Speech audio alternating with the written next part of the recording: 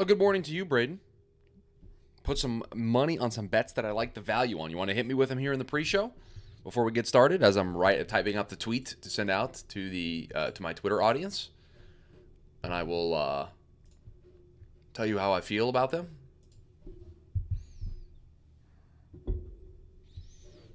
Glad to be back. Had a bit of a day yesterday. Kind of a self-imposed blunder on myself that forced me to miss yesterday's show. For fun, we got Quentin Johnson to be the second wide receiver selected. Okay, I don't hate that. Tyree Wilson to go 1-2 overall. Okay, kind of buying into the news about the Texans potentially taking him over Will Anderson, and then A-Rich to go 4 overall. That would be buying into the idea that a team trades up to number 3 to take Will Levis, whether that's Tennessee or Minnesota or any of the other teams that could potentially be interested for Will Levis at 3. Good morning, Tuttle. Hello, Heldy. I appreciate the Sean Clifford love. How is everybody doing today? Is everybody ready? We're a week away. 1 week from today. The 2023 NFL Draft. Can't believe we're here. Cannot believe we are here. All right, so we've got all the tweets out. We got the tweet. We got the message in the Discord. We are ready. We've done all of the extracurriculars. We can get ready to get into the show. I do need to pull something up. Honestly, I'm a little tired. I need you to wake me up, Chris. I got to tell you, we're not firing on all. I wouldn't say we're 100% today, but we are going to do our best. We are going to do our best. I went to a concert Tuesday night, and this is one of those times where you realize that you're older than you think you are. Because at 28, I realized I cannot just power through concerts on adrenaline anymore. You kind of need to stay hydrated. You kind of need to eat food. You can't just wing it for 6 or 7 hours, driving an hour and a half, not eating, standing at a concert for 3 hours, driving home. And it was a self-imposed dehydration sickness yesterday that kind of knocked me out. So we are going to try. We are certainly turning the corner, but we kind of realize that we got to be careful. We're just quoting Evanescence lyrics in the chat. I just don't understand. We got Jamie, we got Roar of the Lions in there, just quoting Evanescence here in the pre-show. Okay, listen, it's the pre-show. You guys can do whatever you want in the pre-show. We allow whatever you guys want to do in there. Okay, well, with that being said, I think we have everything ready to go here. I have the 2 tweets that are pretty relevant to the story. I'm sorry, Jamie, stunned that you have bets. You have more bets? You sent me 16 screenshots last night of bets. I mean, you sent me a screenshot last night that had, let me see how many bets in it that were new to me. There were in this one, 1, 2, 3, 4, 5. I knew about that one. You sent me a screenshot of 6 bets. 5 of them were brand new. 1 of them I knew about previously. Oh, and actually, I'm sorry, 7. I'm 7 because you added a 3rd screenshot of a different bet. It's 3 screenshots with 7 bets. Yeah, but Braden, he's got stuff everywhere. I don't even know. Does he have Jamie, do you have a Google spreadsheet that tracks all this stuff? I mean, I don't want to do prospects and props before prospects and props is out. I mean, and today's episode is out. And we're doing this in the happy hour tonight. We'll go to this screen. Hello, everybody. Good morning. How is everybody today on a Thursday? I mean, the man has, he's got a portfolio. I mean, the guy has, everyone talks about diversifying your investments when it comes to retirement. This is not financial advice, but this guy's got diversified draft bets. He's got assets all over the place. He's got every market covered. Everyone's like, oh, you got to have international, you got to have, domestic, you got to have the real estate, you got to, Jamie's got, you got to have some offensive lineman bets, got to have some quarterback bets, got to have some specific player over-unders. I just got to have a wide portfolio, got to have a diversified portfolio. It's unbelievable. I'm not going to respond to that, Jamie. You are twisting my words. I'm not going to take your joke and dignify it with a response. I mean, of course, Braden, we respect the hustle. but the man's just got every corner of the market covered. I don't know how. When you do it this way, I'm sure you're going to come out ahead, but like by how much? The guy's going to do all this work. He's going to make $5. He's going to spend all this time and energy to be able to just buy a soda from a convenience store. Jamie, I am not going to go down this rabbit hole that you are attempting to make me go down. I am pro-diversity, but I am not going to dignify your joking around in the pre-show with any sort of response. Jamie finds out that he has no other bets on players. His eyes start to twitch. Tuttle, I mean, it's a great point. It's a great point. Really, though, if Bryce goes one, then he makes four figures. No, I think it's more than that. Hold on. I have the screenshot. It's only four figures? I thought it was more than that if he goes. Oh, it's Will the Thrill. If Will Levis goes number 1 overall, that's where it becomes more. I mean, I got to tell you, it's at least four figures either way, right? If Stroud goes number 1, it's not good. That's the only thing Jamie can't have. You know what? I don't know how this turned into the Jamie Eisner Show. It's TDN Daily, hosted by Chris Schubert, so we're not going to allow this to stand any further. We are going to get into Trey Lance, the 49ers, and whatever else you guys want to talk about here on the show. All right, here we go. And welcome into the Thursday edition of the TDN Daily podcast. Chris Schubert back with you here once again on the show. Sorry for no show yesterday. Dealing with being a little bit under the weather after not really taking care of myself. Went to a concert, didn't really plan accordingly, didn't hydrate properly, and I suffered the consequences of it the next day. So apologies for that, but we have turned the corner. We are officially 1 week away from the NFL draft. An exciting thing to say out loud, that 7 days from today, we will be talking about the picks that are made for the 2023 NFL draft. And so looking forward to it. Very excited for the content that's going to come next week here, not only on this show, TDN Daily, but prospects and props, some of the coverage that we're going to have for you for the draft. So looking forward to it. Should be a lot of fun, but we're not there yet, which means we have other things to take care of. And Sam Teets in the YouTube comments, shout out to everybody watching on YouTube.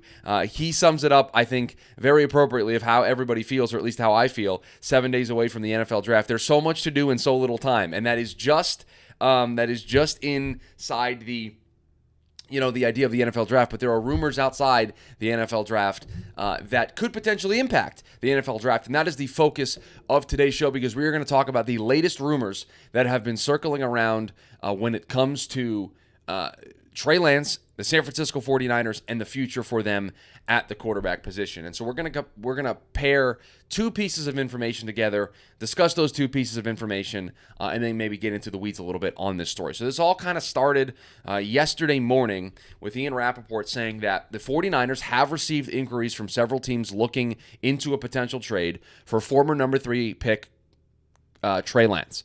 The conversations have been the result of San Francisco fielding the calls, not making them, with teams aware that Brock Purdy is likely the future starter. So I think we're going to stop here with this piece of information and talk about what is the key distinction that Ian Rappaport is going to make and why I think it's important that he's doing so. So he's making it clear in this story, or in this report, that the 49ers are not actively calling other teams to shop Trey Lance, but when teams are calling to inquire about Trey Lance, those conversations are taking place. Now, again, it's all about the context here. He's saying that they have received inquiries about it, and the conversations have been the result of San Francisco fielding the calls, not making them. So this could be as simple as teams calling up the phone, seeing what the availability of Trey Lance is, and maybe potentially San Francisco saying not interested, or San Francisco naming a price that those teams aren't interested in offering, right? So it could be as simple as, are there substantial conversations happening between two teams or multiple teams about Trey Lance? We don't know the specifics of those conversations, because it is the teams that are calling to inquire. And when you make an inquiry, it could be a very quick 5-minute conversation where the team tells you, yes, he's interested, and then that's the end of the conversation, because you go back and you work with your team, you work with your front office to see, 1, is this something that we want to pursue further now that we know he's available? 2, what are we willing to give up? And then 3, calling back and then having those conversations. So again, there's a lot of steps here before we get to a point where this is an actual deal that gets done and Trey Lance is playing someplace else next season. Heldy says trading Trey Lance is going to be fun when Brock Purdy ends up not being very good, and they'll be out 3 firsts and having 0 quarterbacks to show for it. Well, Heldy, let's not put the cart in front of the horse yet. They would have to, 1, trade Trey Lance, and 2, Brock Purdy would have to regress a little bit. So that's part 1 to this story that I want to talk about, right? Ian Rappaport saying that they've received inquiries. Now, Jordan Schultz kind of added to that report later on in the day, and said that he spoke with a GM today who's not in the market for a quarterback. I'm reading from his tweet about the 49ers quarterback, Trey Lance. Quote, John, speaking about Lynch, John taking calls on him was probably the worst kept secret since Indy.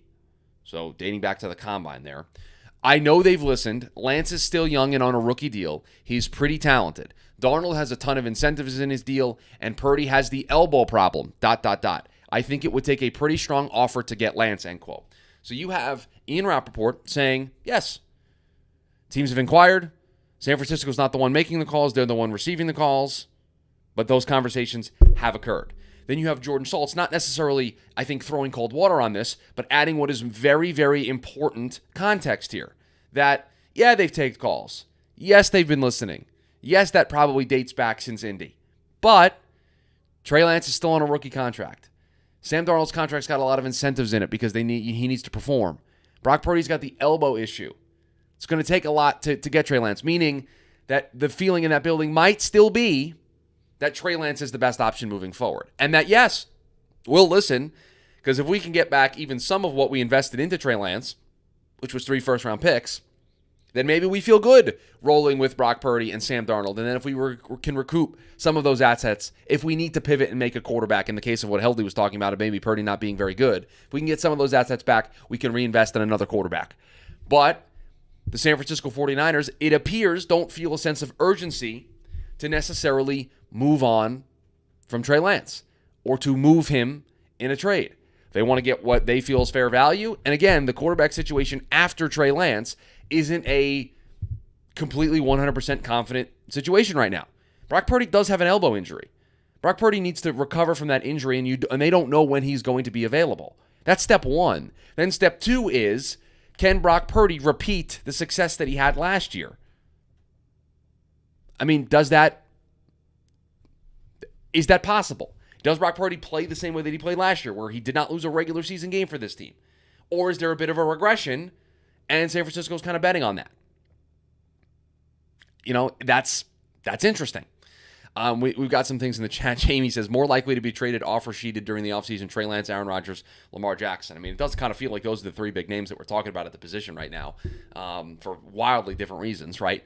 We'll see. I don't know which one of those guys moves first. I think it's going to be Rodgers, but we'll have to wait and find out. Braden says, do you buy the report that San Francisco Shanahan just views quarterback position differently, if that makes sense? I mean, Braden, what do you mean by that, right? Because they traded up. They traded 3 first-round picks to move up to get a quarterback, right? So they took 3 first-round picks. And Jamie's in the chat, so he'll talk about this a lot. Whether you thought they were trading up because they wanted to take Mac Jones, or they traded up because it was Trey Lance all along, right? Whatever you think personally that they were intending to do by moving up to number 3, they were moving up to get a franchise quarterback. They were moving up to do what other teams do in that position, where they move up to get a quarterback.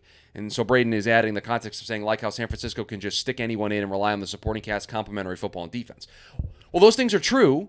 They have a great supporting cast. They play good complementary football. Their defense is very good. And it does feel that they can stick anyone in there and rely on the supporting cast.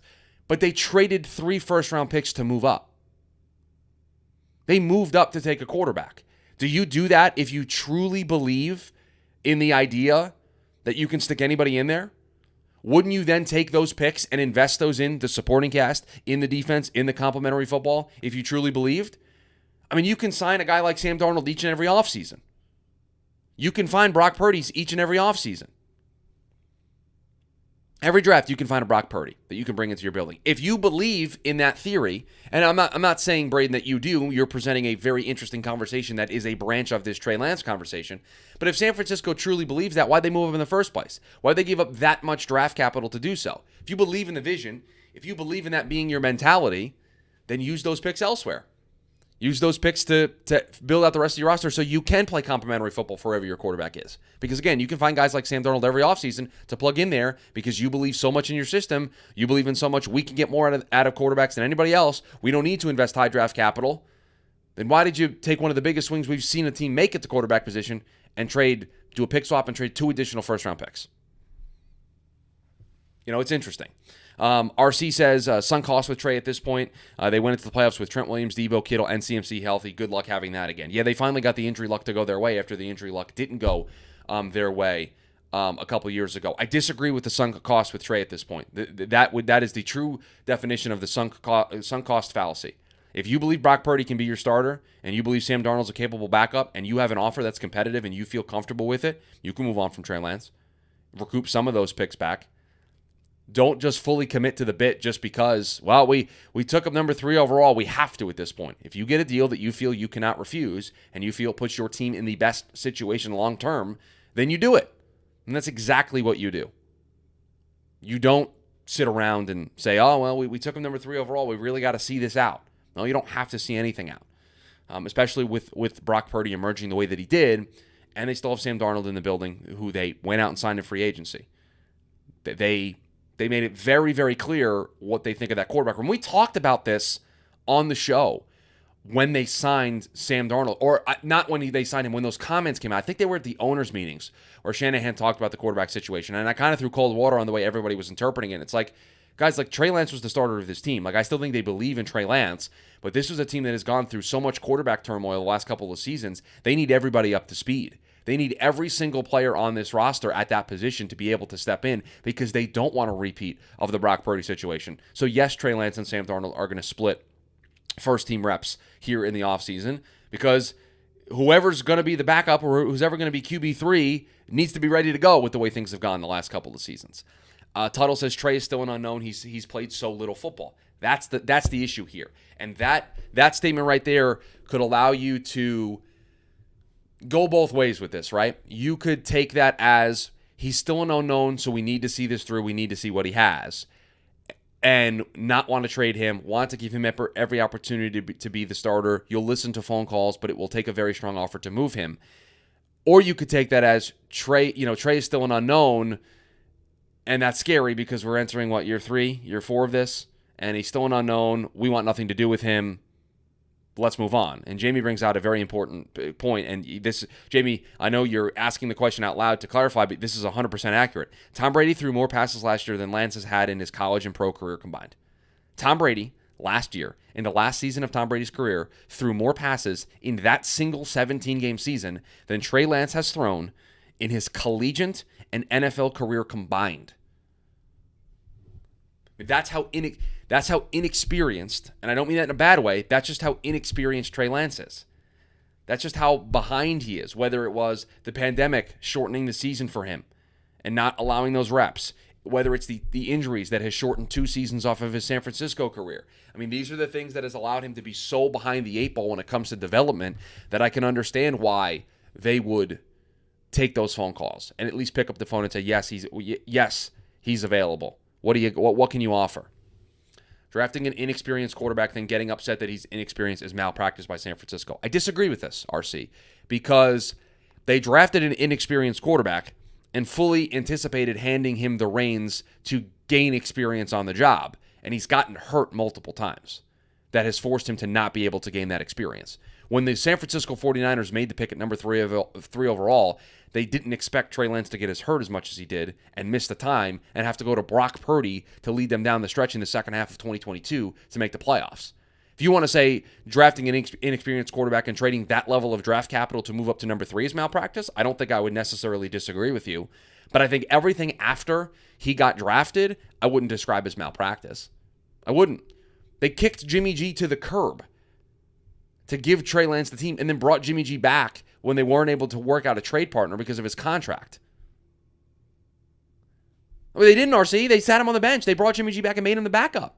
The only reason why Jimmy came in was because Trey got hurt. Trey was the starter going into last season. Braden says Roethlisberger probably threw more than in one season than Lance's pro, college, and high school career combined. I mean, yeah, some of those Roethlisberger years are pretty crazy. again, this is not me coming to the defense of San Francisco. There's a big, deep dive that needs to be done on the decision that they made to move up to number 3 to take Trey Lance. Right? We would have had the same deep dive if they did that to move up the trade and select Mac Jones. But everything that has happened after cannot entirely be put on the front office and coaching staff of San Francisco. There have been injuries that have gotten in the way, and I want to actually pull up. We're going to do the bit here on the show where we're going to pull up some numbers here, because I want to just see how many snaps Trey's taken actually at the professional level over the course of his career. 2021 it was 71 attempts, and then last year it was just the 31 attempts. So 102 attempts over the course of his 2-year career actually playing. Right. Was drafted in the 2021 NFL draft that year. Played in 6 games, started for 2 of them, and then the 2 starts in 2022. But you look at it, they set it up for his second season, his sophomore year, to be the year where they gave him the team, and he got hurt. That's San Francisco can't figure that out, right? They can't bet on those kinds of things. But yeah, I mean, he has not had a ton of reps, and that's going to be obviously the big thing here with this trade inquiries that are being made. And I guess the question that I would ask of you guys is, what teams might be interested, right? What teams immediately jump off the page as they could be a likely landing spot? I know everyone's going to point out Houston because of the DeMeco Ryans connection and the idea that he was there, he saw how Trey worked, so if he liked Trey, he will move on. He will, tell his front office, yeah, that would be a guy that I'd like in my building. Sam says the Jets to troll me. I mean, we'll see. I don't know what they're going to have to turn over every other potential rock if Aaron Rodgers doesn't go there. Jamie says, Chris, question, and then I'm assuming typing out the question because he hasn't submitted it yet. So hopefully it's a good question, and hopefully it doesn't completely derail the show. Maybe Tampa Bay. Braden says the Titans potentially. Okay, Jamie actually asks a good question that we're going to have a conversation with. Would you rather spend a late first on Hendon Hooker or trade a day 2 pick for Trey Lance? Now, I will tell you, I'm going to pull it up in my phone. I will trade it up. I will pull it up in my phone. So I have a friend that I went to high school with, and the bit that he has is he just randomly will text me and be like, Shoob's got a question for you, and it'll be a random sports question. Here's the one that he gave to me the other day that's similar to the one that Jamie's asking. And the reason why I asked this is because I had a very specific answer to the way that he asked this. He says, you're an NFL GM, and you've been told you've got to spend a first-round pick on a quarterback. The 49ers call and say you can either draft someone or trade the pick to them for Trey Lance. What do you do? And I responded with, I will not be trading for Trey Lance. And he said, so if you're the Raiders Colts, you're taking the flyer on Levis Richardson. I said, yes, I would. So in the idea of I need to trade a first for Trey Lance, no thank you. In the context of Jamie's question, spend a late 1 on Hendon Hooker or trade a day 2 pick for Trey Lance, I'm gonna stay relatively consistent. I would rather spend a late first on Hendon Hooker. I'd get that 5th year of control, and a late first means I'm either trading back into the first round with one of my 2s and a couple of other assets. I get that 5th year of eligibility or of control on the contract. Give me Hendon Hooker with a late first rather than trading a day 2 pick for Trey Lance. I think it's close, but I think I would take a chance with all of the quarterbacks in this class before I would take a chance on Trey Lance. That doesn't mean there aren't teams there and there aren't scenarios where I think it would make sense, right? Houston, if they pass on a quarterback with 2, and then I think they would pass on a quarterback at 12 if they pass on one at 2. If Hendon Hooker goes earlier than they would like to in the first round and they don't trade back in, I think they're a team that could make a phone call. You certainly think Tennessee can make a phone call. Tampa could make a phone call. But that's really it, though. What other teams could potentially make a phone call that would put Trey Lance in a position to kind of start? Right? Houston would because they would have a job. Tampa would because they have a quarterback competition that would be relatively open. Tennessee, if they truly move on from Tannehill, you want somebody to compete with Malik Willis, okay? Like, what other teams really jump off the page to everybody of a team that has a potential opening that hasn't already filled it that would potentially want to make that move? Like the Raiders have Jimmy G for at least the next 2 seasons, and they could be squarely in the mix of the quarterback conversation. Braden says Minnesota, if they didn't get a rookie, you're going to trade. So, but here's the problem with that, Braden. You're the general manager of the Minnesota Vikings, right? You trade for Trey Lance. You are bringing in, to use RC's point, an inexperienced quarterback in the hopes of taking over for Kirk Cousins. Don't you kind of have to know what you have? Don't you need to let the guy play? And you're going to let Kirk play this year out, right? So unless you're moving on from Kirk to give Trey the opportunity, you're going to enter 2024. You're going to enter year 4 of Trey Lance's pro career with no idea what Trey Lance is. And you're trading for him. You're going to have to decide on the 5th-year option. And so aren't you going to have to pick that up to give yourself a 2-year runway? And then you find yourself kind of in the Carolina Panthers Sam Darnold situation. That doesn't feel very great, where you trade for a guy, you pick up the option, and you probably really shouldn't pick up the option, and then you put yourself in this really weird spot. So I don't know if the Vikings make a ton of sense, because are they really truly going to be able to get answers about Trey Lance? And Tuttle says the Raiders or Vikings should be a team that isn't bottoming out. I think if you were trading for Trey, it needs to be a team that is going to give him an opportunity to play. It would feel great for hashtag our Lions, though. It's a great counterpoint to everything I just said. I used reason, logic, and talked about where the Vikings are, and then you hit me with hashtag our Lions. I'm kind of back on my heels. I don't know what to do when you use that. Hashtag our Lions. I mean, there's really no counter to that being the case. I just think the market is really, really thin at that point. No, roar the Lions. We're not putting Trey Lance. We're not putting Trey Lance on the Lions. We're saying if the Vikings traded for Trey Lance and put themselves in the position that I just talked about, it would be great for hashtag our Lions, because the Lions on the ascent, the Vikings don't know what they're doing. That's not my name, Jamie. Please spell it correctly if you're going to ask me a question. That's what we're looking for, Yeah, don't worry, listen, this is a pro Lions show. This is a pro hashtag our Lions, okay? Now, I will tell you, roar the Lions, I want to make it very clear, we go through cycles. You have about a 3-year, 4-year window at most where you are the team. And then we move on to somebody else. Question, would you rather pay Lamar Jackson for a contract close to what he wants or trade up for Anthony Richardson? I would rather pay the known commodity and former MVP of the league, Lamar Jackson, than trade up for Anthony Richardson. And immediately, as I said that, somebody in the chat said, without hesitation, Anthony Richardson. So that I love when immediately people are on two opposite ends of a talking point. But I would have zero qualms about paying Lamar Jackson the contract close to what he wants, knowing where the quarterback market is already at and where it will be very, very soon.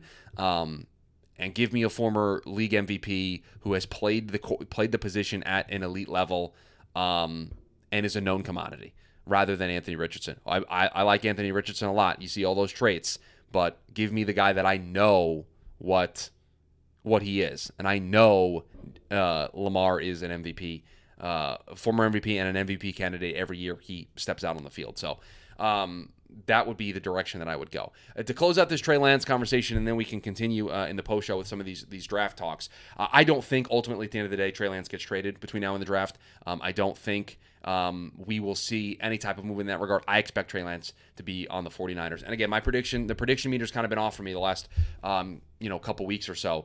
But I truly believe that Trey Lance will be on the team in 2023, because I don't think they can afford to roll into with Brock Purdy with the elbow, with Sam Darnold.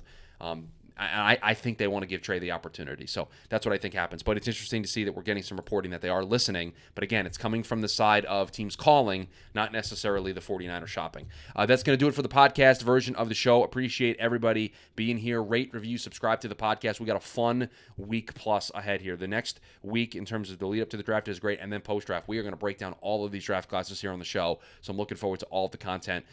Come over and hang out with us on the YouTube channel, 11 a.m. Eastern Standard Time every single day, Monday through Friday. We hang out, and then the post show we get into some other shenanigans as well. So appreciate everybody making this show a part of your day. Hope everybody has a great rest of their Thursday. I'll talk to you all tomorrow. Jackson out of the Roman offense. I take Jackson as well. Yeah, Tuttle. I mean, that's I think that we'll see, but I certainly think that's a positive. Jamie playing the big deal, little deal, or no deal game, and Jamie, file that one away. Maybe we need to bring that back on prospects and props. Big deal, little deal, or no deal. What do you make of the Patriots meeting with Will Levis this week? I would say little deal. Not a big deal. I'll say little deal. It's always interesting to see which teams want to meet with the quarterbacks. because to me that screams that the Patriots are prepared to do something if a certain situation plays out. Now, maybe that situation never plays itself out, so we'll never know, but it certainly feels as if somebody in that room, whether it's Bill or somebody on the staff, goes, what if we did X? And then they explored what X was. And in this case, X might be if Will Levis is available to us at 14. And if we make that pick. So I think doing their due diligence on the quarterback is always a good thing. I think all the teams should do it because you never know what quarterback could ultimately fall to you. In 3 years' time, that contract for Lamar may look great, but right now, struggling to put a good team around a quarterback, I struggle to see as a long-term solution given his play style. And we know X is going to give it to him. Jamie bringing the great musical references here on the show today. Anthony Richardson has the rushing upside and will be cheap enough to surround with talent. Yeah, but is he going to be ready right away? A lot of people feel like he's not going to be there till a year 2 or year 3 guy.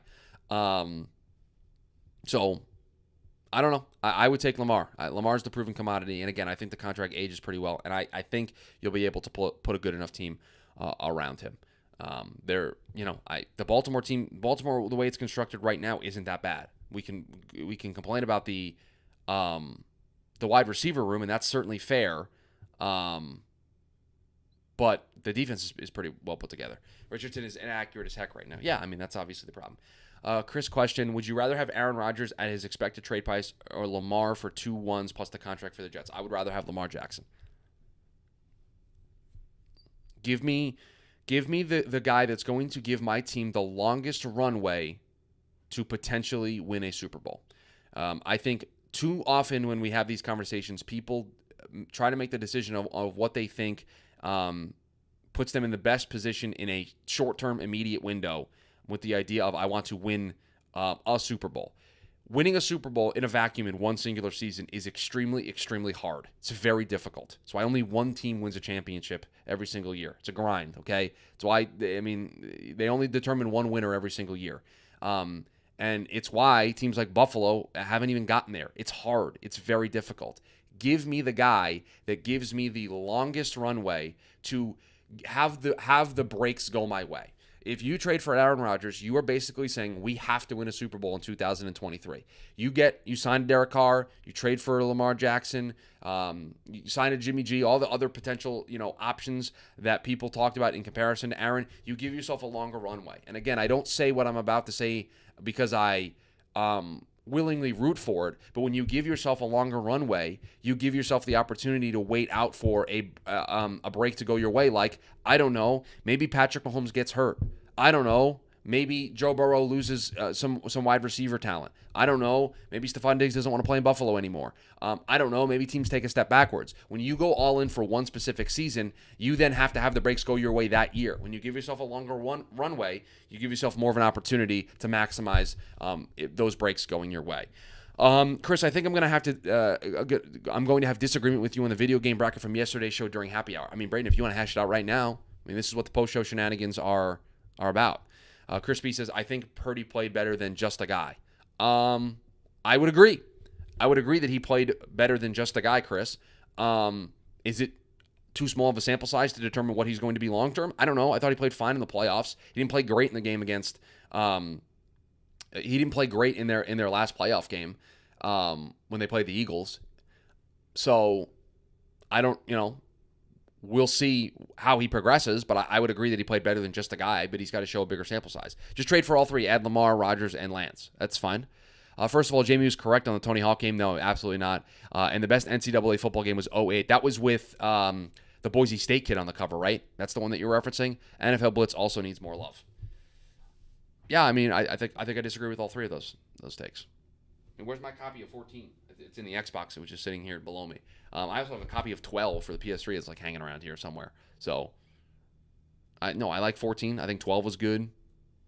Tuttle says he wasn't asked to elevate his team, just play his part, which he did very well. Yeah, he did. He did it very well.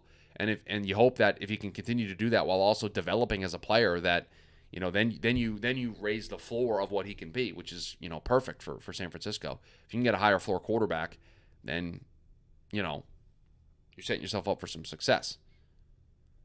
We didn't need a skating game represented on the list. We just didn't. If I couldn't get 2 simulation games like Football Manager and out of the park baseball in there, we don't need a Tony Hawk game. There's really no difference in my mind.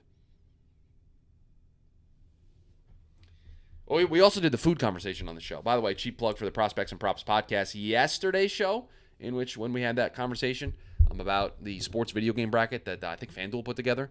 And then and I wasn't old enough to experience the baseball game you referenced, so never experienced. I love the show, though, now more than any other current sports game. Wasn't old enough to experience the baseball game you referenced. What? MVP Baseball 2005? You're going to make me feel old, Braden, if you say that you weren't old enough to reference or experience MVP Baseball 2005. I mean, Jamie and I are going to have to get our AARP cards if this is the case. I mean, I didn't hit you with a Stratomatic. I was 6 in 2005. That hurts, Sam. I was 11. 11? Yeah, 11. MVP Baseball 2005 is a top 5 sports video game of all time. It's the best baseball game ever made. I didn't get the first baseball game until 2010, and I was 12. Oh, Braden. Braden, you're missing out. MVP Baseball 2005 is a classic. It's a classic. Out of the Park Baseball is currently the best baseball game made, but it's more of a simulation game. But Jamie is correct that 2004 to 2005 was a golden era. It's okay, Roar the Lines. You don't need to understand baseball.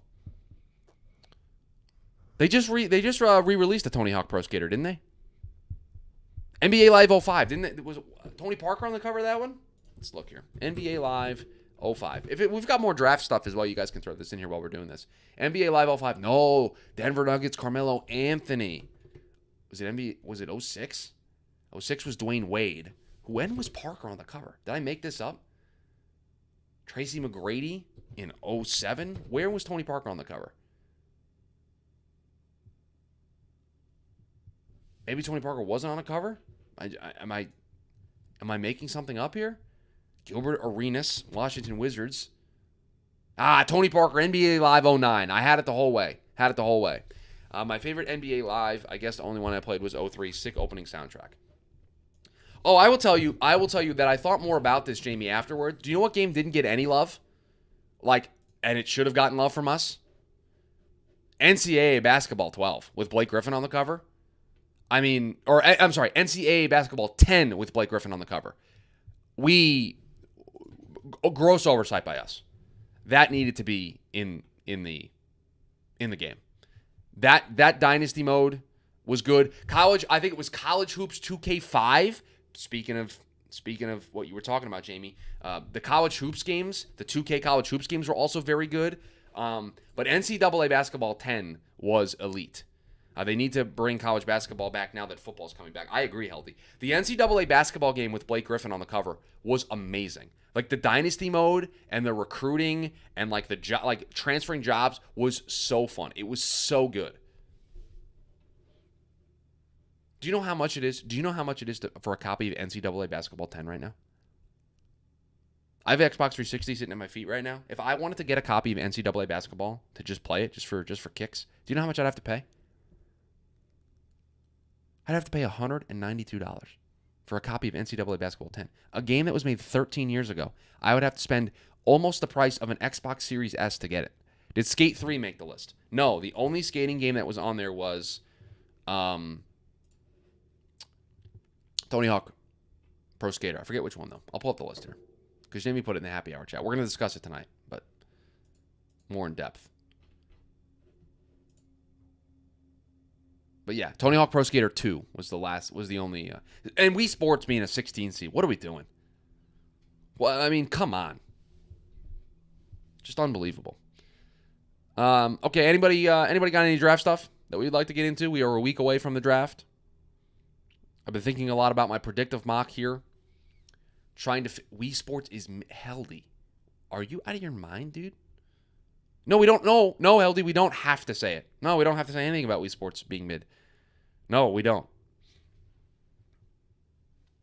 Okay, Wii Sports Resort's a good shout. The new Nintendo Switch sports game is good. Who takes the first offensive lineman? All right. The Wii sucked. Are you kidding me? The Wii walked so the Switch could run. That's my take for you. Tankathon NFL draft order. Top 400 big board coming up this weekend. Shout out to our guy Sam. Sam posted in the Discord for everybody to see. Chris, if you were to pick a former Jet to announce a pick for them on day 2, who are you picking this year? Give me Nick Mangold. My answer to this is always Nick Mangold. Who's going to take the first offensive lineman? Okay, we're not taking an offensive lineman at 1. We're not taking an offensive lineman at 2. Not taking one at 3. Not taking one at 4. I don't think we're taking one at 5. I don't think we're taking one at 6. We could take one at 7. We could take one at 8. I'll say 9, Jamie. I'll say the Bears take the first offensive lineman.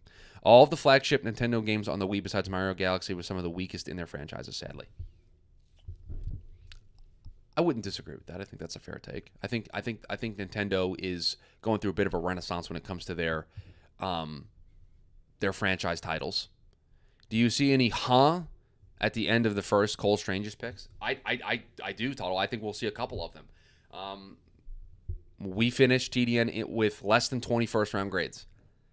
So, to me, after pick 20, it's going to get weird. Now, that doesn't mean every single pick that TDN has as a first round grade is going to go 16. Okay, so take that, 16 of them. So after pick 16, like, TDN doesn't feel like there's a lot of first round value. Now, does it mean that those 16 players are all going to be picked inside the top 16? No. So we're still going to think there's some value, but after a while, the number of first round caliber players for specific individual teams is going to run out. And so because of that, I think you're going to see some teams have different boards. And because of that, I think you're going to see some Cole Strange's picks. Yes. How have they not started re-releasing GameCube games? Nobody cares about the NES anymore. Yeah, I mean, they will. I think they will at some point. I got my Switch right here. I got my Switch right here. Right here. It's in this little case. But yeah, I think you'll see 3 or 4, not really head scratchers, but you'll be like, okay, that guy went in the first round. All right. All I want for Julius Brents is to go round 1. You and me both, Braden. You and me both. I am rooting very, very hard for Julius Brents to be a first-round pick, but not to a team that I would have to root against him for. Dallas could be the wild pick. I mean, that's always the case. The Giants could get weird, man. They really could. They've got a lot of things that they need to address, so I think they could be weird. I mean, I'm just looking at other potential spots where teams could be. The Saints are always interesting, right? We picked Marcus Davenport in the first round. We traded up for him, right? We traded picks to Green Bay to do that. So New Orleans is always a bit of a wild card, specifically when they're picking this late. And thank you, Jamie. Jamie and I thinking on the same page here. They're a team that makes some sense. I think Tampa could be a bit of a wild card. I have no idea what they're going to do. So yeah, there are teams that are possible. I'm thinking Brents McDonald, Mozzie Smith will be in the back 8 picks or so. Could be. Brents, I think, is going to go. I sorely hope he goes in the first round. So, who are players you don't want to be picked by AFC rivals? We cannot allow,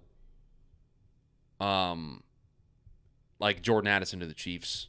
You said AFC East rivals. We can't allow like any of these good wide receivers to go to Buffalo. I can't do with Bijan in Buffalo. Can't do that.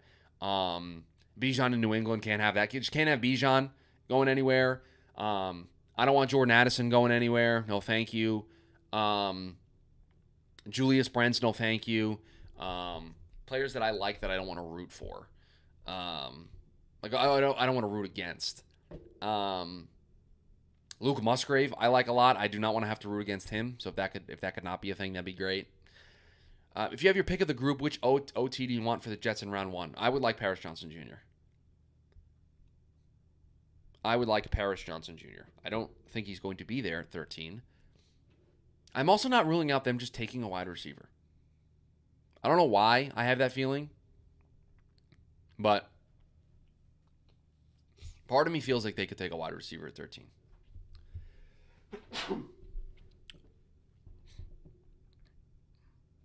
But this was fun. I will make this the last call for any questions or comments related to anything we've been talking about here on the show today.